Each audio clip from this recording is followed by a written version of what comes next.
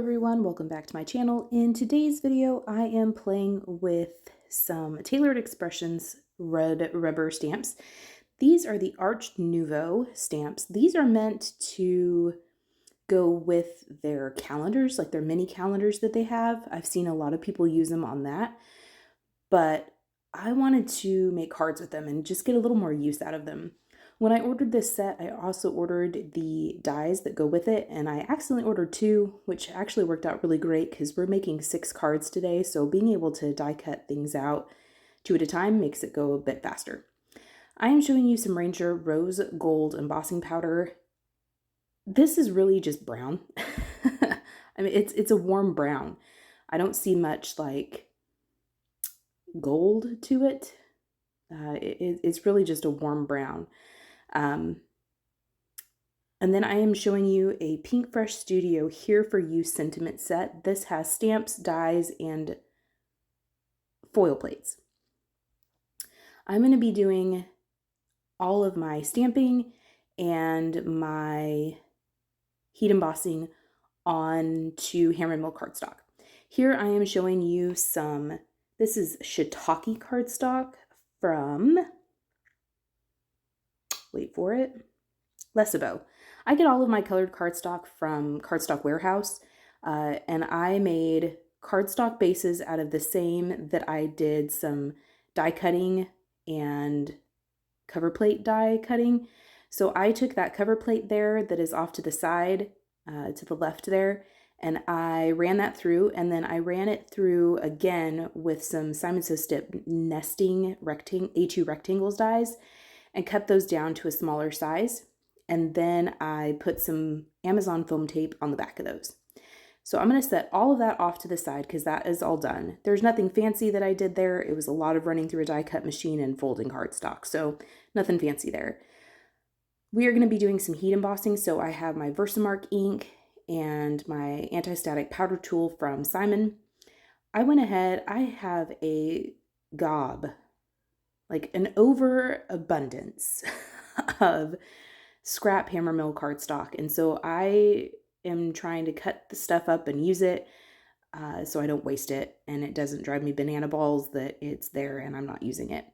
I have a waffle flower grip mat in the bottom of my MISTI here, but it must need a bath or something because it's not very sticky right there.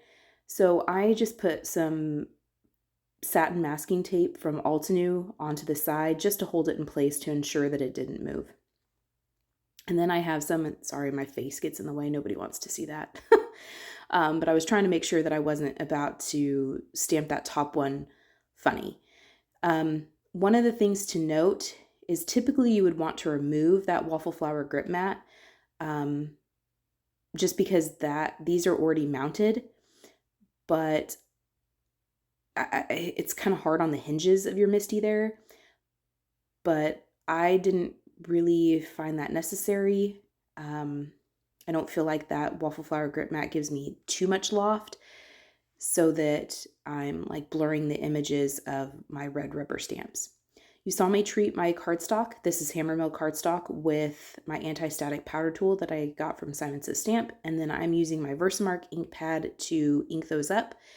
I will stamp them 2 or 3 times just to ensure that I get really good coverage. And I'll kind of look for the sheen of that ink from side to side, looking at the cardstock just to ensure that I have it fully covered. And then I'm going to sprinkle on that Ranger embossing powder. Here I've grabbed a little pressure tool that I got from Stampin' Bug on Etsy. This just helps me glide over the stamp a little easier and kind of save your wrists a little bit.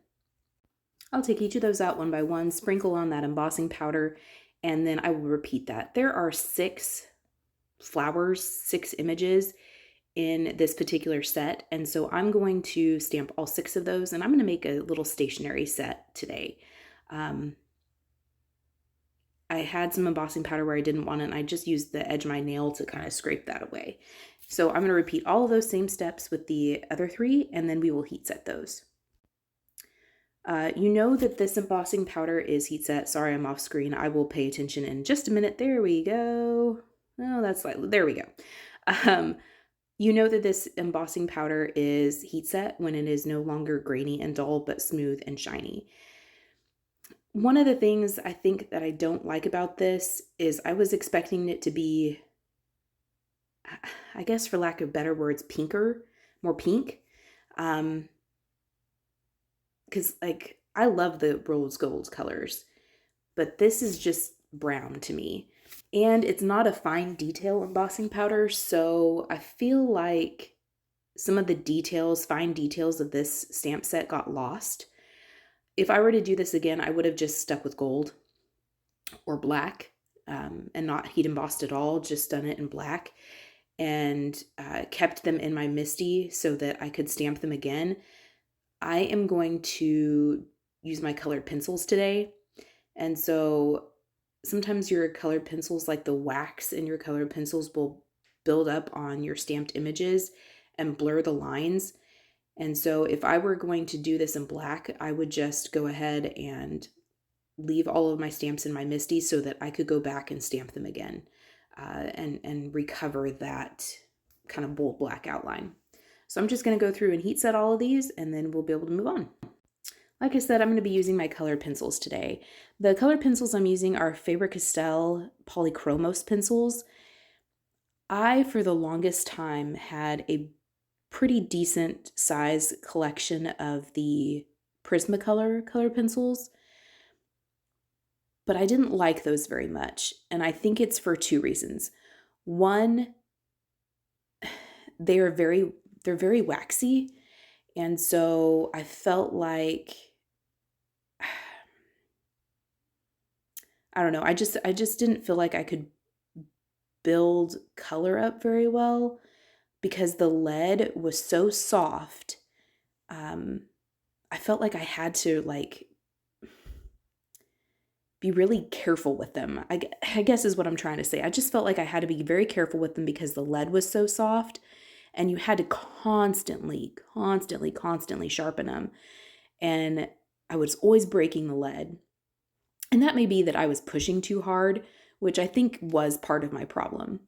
But also because they were a little more waxy, I felt like they really like blurred stamped lines a lot more. So I like these Faber-Castell ones, and I don't have nearly the assortment of colors in these that I did in the polychroma, or the Prismacolor, but I like these better. I feel like they sharpen better, and I feel like I don't have to be as careful with them. I can press a little bit harder. As this is a technique that I'm not super comfortable with, this is a medium that I'm not super comfortable with, I feel like these are better for me learning wise because I can push a little harder without breaking the lead so often. But at the same time, they're not as waxy. And so I feel like I can, I guess I need to say that this is all prefaced with that this is not my medium of choice and I'm still learning and playing with it. So I feel like I can get better blending and I can have lighter pressure and really build up the color with these better and easier than I could with my Prismacolors. And that may just, again, come from practice, not practicing enough, and not being super comfortable with this medium. But I just feel like these were a better fit for me, I guess is the gist of that long-winded story as I just gave you. What you see me doing here is I am putting a darker color toward the base of the leaves and the base of the flower, or if it's a petal, I'm putting a darker color toward the center or the inside of the petal, and then putting a lighter color. And I'm being very careful. This is HAMMERMILL cardstock again, so it's very smooth. So there's not a whole lot of tooth to this paper. So in order to really build up that color, you have to apply the pigment in layers. Because if you apply too much pigment too quickly, you take away all of the tooth of the paper, and then you end up almost starting to take pigment away. So this is one of them that I did. I did have to sharpen those pencils fairly frequently just to make sure that I was really getting into the nooks and crannies of them. This is the one that reminds me of a poppy. I really liked how this one turned out, and you can see with those leaves in particular, I was trying to get a darker color toward the stem and a lighter color toward the end of the leaf. This one, the colors, the flowers were pretty much filled in with that embossing powder. There wasn't really like much to color there. So I did something a little different with that one. And this is the rest of them. So with these, I did something a little different. I did it to where the bottom of the leaf was the darker color and the top of the leaf was a lighter color, just for something a little different. So I used another color, and I will list all of the colors I used down below. Here's one of the things that I didn't like about this one. You can really see all of the strokes, and this was like 3 or 4 layers of that pencil. I could have used Gamsol, however, which is just like a mineral spirit. But I have used that before with embossing powder, and the Gamsol, I don't know if I'm just using it wrong or if it's just the nature of those two mediums coming in contact with one another, but the Gamsol started to eat away at the embossing powder. So I didn't want to use that. I didn't want to risk messing that up. So that particular flower just has a lot of interest in the background.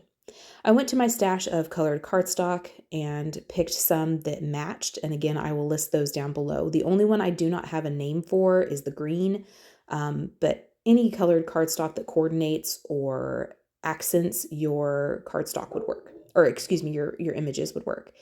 Here I have applied that foam tape to the back of all of those little panels there, and I'm going to layer those on top. I did put some liquid glue on there. That just gives me a little bit of wiggle room because I don't always lay things down straight. Okay, let's be real. I very rarely lay anything down straight. So that just gives me a little bit of wiggle room before I press and before it really adheres to lift that up and try again and get it straight. So I'm going to peel off all the backers and get all of those smaller rectangles put on there, popped up with their foam, and then I'm going to glue these down flat. So those colored panels, I ended up layering those up 3 times with just scrap white cardstock, just to give those a little bit more dimension, give them a bit of a drop shadow, just so that they stand out a little more. And then I'm going to glue those flat to those colored arches. Now I'm going to glue the colored arches, those whole colored panels, down flat to kind of the top middle of that background die cut portion, because we need to leave some room for our sentiment. So I'm going to continue to do that on all 6 of these cards. For the sentiments, I took more scraps of that HAMMERMILL cardstock, and I took all 8, I believe there were 8, sentiments from that Pinkfresh Studio Here For You sentiment set. And I really just liked the font of these. I thought they were really pretty. And I felt like they worked really well with those kind of graphic florals that we colored in. So I'm going to do the same process that we did when we were stamping our floral images. We are going to use our anti-static powder tool. We're going to stamp 1, 2, 3 times maybe our images, and then we are going to sprinkle on that same rose gold embossing powder and heat set those until they are smooth and shiny.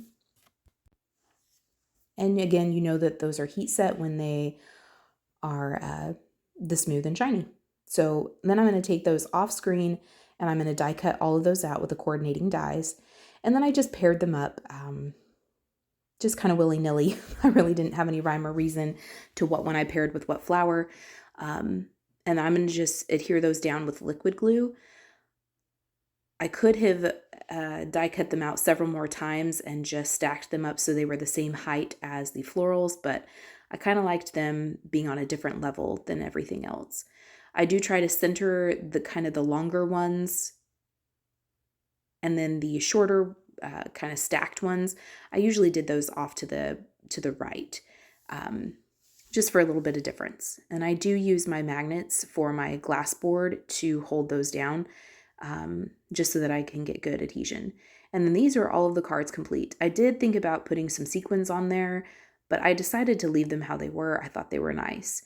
But that is all 6 cards complete. I will pair those with some envelopes and then put them in just a clear acetate box, and I will give them as a gift to somebody who, not a clue, but somebody someday may get these as a gift set. So anyway, I appreciate you spending time with me. I hope you felt inspired, and we will see you next time.